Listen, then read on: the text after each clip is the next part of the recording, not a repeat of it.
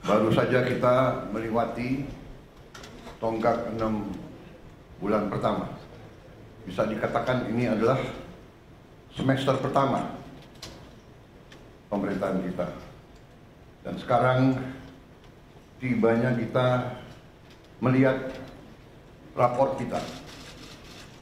Apakah merah atau memuaskan atau cukup memuaskan atau sangat memuaskan. Kalau kita lihat secara objektif, saya mau katakan bahwa dalam 6 bulan kita memerintah, kita telah mencapai hal-hal yang cukup berarti, hal-hal yang bersifat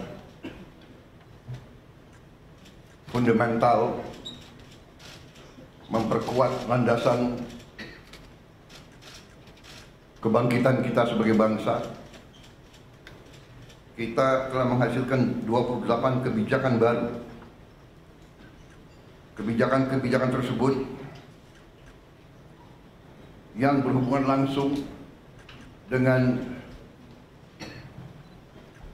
hajat hidup rakyat kita.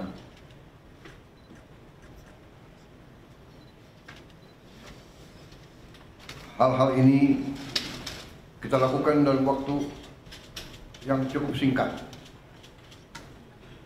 yang tidak diperkirakan bahwa kita mampu mencapai itu dalam waktu yang singkat. Walaupun 28 kebijakan baru, namun produk-produk untuk mencapai kebijakan-kebijakan tersebut saya hitung mungkin lebih dari 100, bahkan mendekati 200.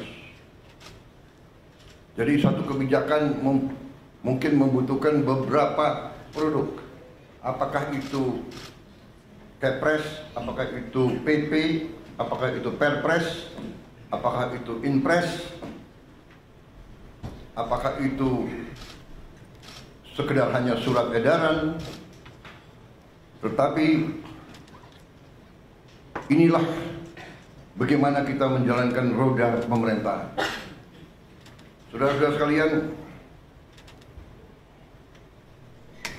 saya ingin kita secara objektif menilai diri kita. Kalau kita tidak objektif, kita bisa masuk jebakan bahwa kita menganggap diri kita sudah mampu padahal kita tidak mampu. Kita sudah melihat bahwa arah kebijakan kita benar padahal tidak benar. Saya ingatkan agar kita sadar bahwa pemerintahan sebuah republik, apalagi republik sebesar kita, republik yang mewadahi dan menaungi 280 juta manusia lebih,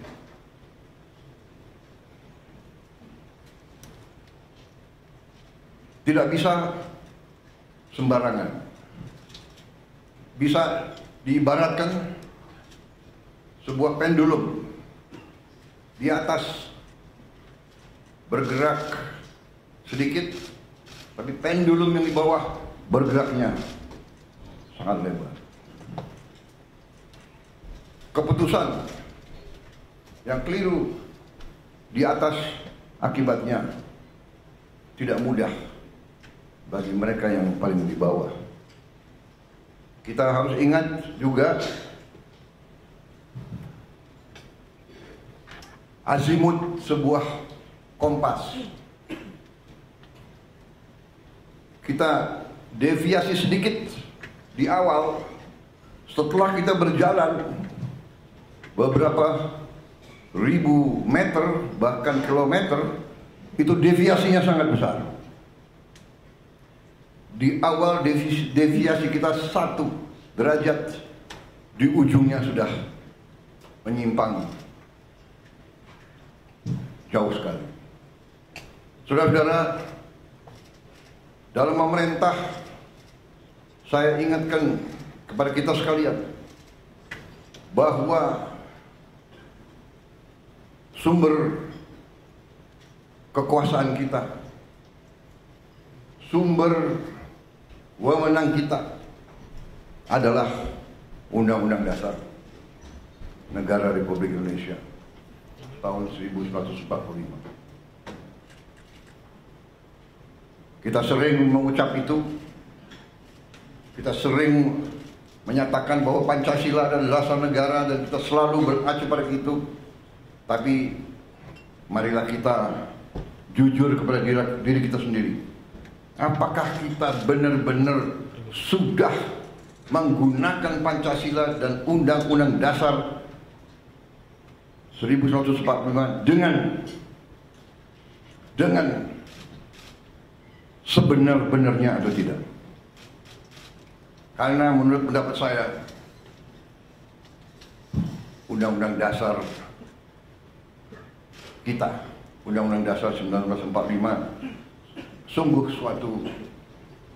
suatu produk yang luar biasa. Tetapi sebagaimana saya katakan, menurut pendapat saya, elit bangsa telah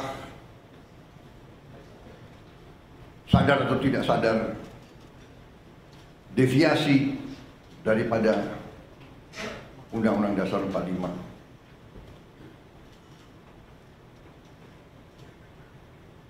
Telah deviasi dalam beberapa hal yang mendasar.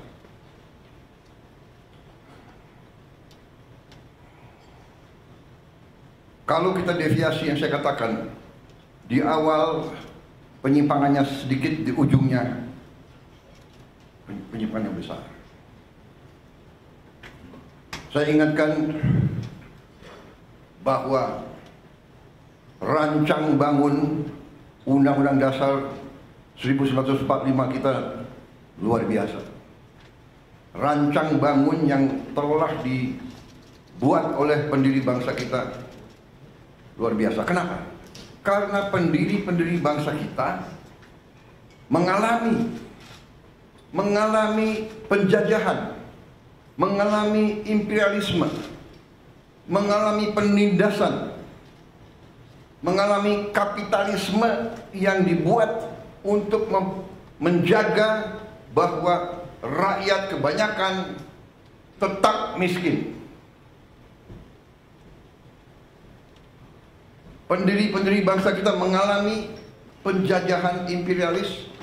Dua imperialis yang dialami, Barat, Belanda, dan Jepang. Sekarang kita baik, dan kita harus baik. Kita tidak mau dendam. Kita tidak dendam sama bangsa Belanda, tidak dendam. Kita tidak dendam dengan bangsa Jepang. Tapi kita pernah dijajah, pernah ditindas. Kekayaan kita diambil terus-menerus.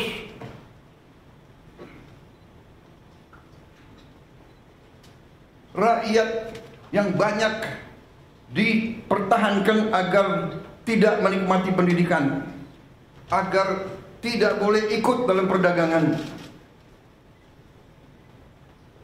Rakyat kebanyakan suruh jadi buruh dengan upah murah, suruh jadi petani dengan penghasilan murah rendah, suruh jadi nelayan.